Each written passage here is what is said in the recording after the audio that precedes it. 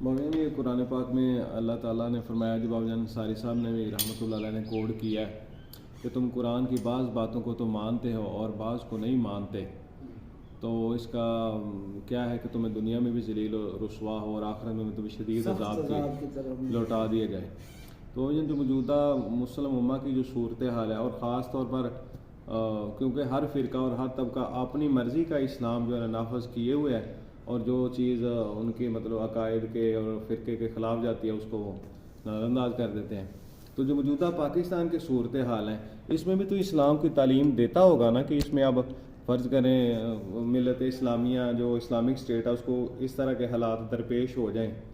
تو اسلام کے جو علمبردار ہیں یا اس کے جو ہیں علماء، ان کو کیا کردار ادا کرنا چاہیے؟ اس حوالے سے آج کے تناظر میں کیا مطلب ہے؟ یہ ذمہ داری کوئی اٹھائے تو کوئی سامنے آتا ہی نہیں۔ اس طرح تو کسی کا دھیان نہیں ہے نا کہ ہماری اصلاح بھی ہونی چاہیے، ہمیں قوم بننا چاہیے، ہمیں اللہ کے سامنے ہمیں جھکتے ہونا ہے، یہ کوئی کسی کی سوچ ہی نہیں ہے۔ ہر ایک آدمی، ہر ایک فرقہ صرف یہ کہتا ہے کہ میں صحیح ہوں دوسرے غلط ہے، آپس میں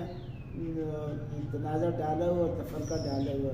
مختلف 120 طبقے بن گئے۔ تو یہ اس صورت میں تو اگر کچھ نہیں کرے، سارے ایک ہی پردے کے ہیں، پھر سبھی اللہ تعالیٰ کے احکام کی خلاف ورزی میں مبتلا ہیں، سبھی۔ اس میں کوئی بھی اپنے آپ کو اس سے مبرر نہیں کہہ سکتا۔ اگر وہ 100% صحیح ہے تو چلو دوسرے کو قائل تو کرے، چلو بھائی آؤ میرے ساتھ، میں تمہیں قائل کرتا ہوں، اگر میں صحیح تو میرے ساتھ ہو، یا خود انڈیپینڈنٹلی اپنا اصلاحی کام شروع کر لے معاشرے کا، جیسے اللہ کے فضل سے ہم نے شروع کیا وہ ہم کرتے ہیں اپنے مقدور برابر، اگر چاہے بہت محدود تعداد میں، لیکن اپنے طور سے ہم جو آدمی ہمارے پاس آتے ہیں ہم اسے یہی کہتے ہیں کہ بھئی اسلام کے صحیح تعلیم پر عمل کرو، اللہ کو ذات و صفات ہر لحاظ سے ایک مانو، اور نبی صلی اللہ علیہ وسلم کے نقش قدم پر چلو، اس کے بغیر ہمارا گزارا نہیں۔ یہ کوئی بھی نہیں کہتا آج کل، اور جب تک یہ نہیں کہیں گے، اس طرف نہیں دھیان ہوگا، اس تک ہم اپنے اعمال کو صحیح نہیں کہہ سکتے۔ ایک میں نے آپ کو اندر یہ بھی کہا تھا کہ آٹے میں نمک کے برابر ہے ہماری ایسی قوم جو اس وقت چاہتی ہے کہ ہم سدھر جائیں، اور ان کی آواز دبی ہوئی نکلتی نہیں ہے، آواز ان کی نکلتی نہیں ہے، دبی ہوئی، کہ سامنے کوئی آ کے ایسی بات تو کرتے ہی نہیں۔ تو اس صورت میں ہم کیا کر سکتے ہیں؟ کوئی جو سوائے بگاڑ کے ہے اور کچھ بھی نہیں ہو سکتا۔ دیکھو جی، متحد ہونا قوم کا، متحد ہونا قوم کو قوم بناتا ہے، وہ ہم سارے متفرق تو ہمیں کہہ سکتے ہیں، متحد نہیں کہہ سکتے۔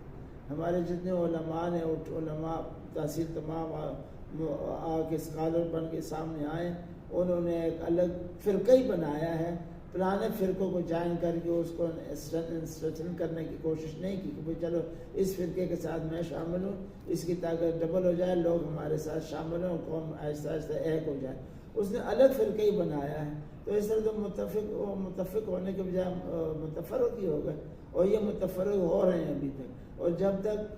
ہم متفرق ہیں، ہم پر قوم کا لفظ صحیح نہیں ہے، ہم قوم ہے ہی نہیں، بیڑ بکریوں کو ریوڑ ہے، یہ قوم ہے ہی نہیں۔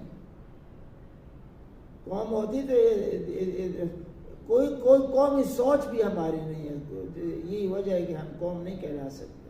ہماری قومی سوچ نہیں۔ بڑے سے بڑے اداروں کو بھی دیکھیں، وہ بھی ایسے ہی،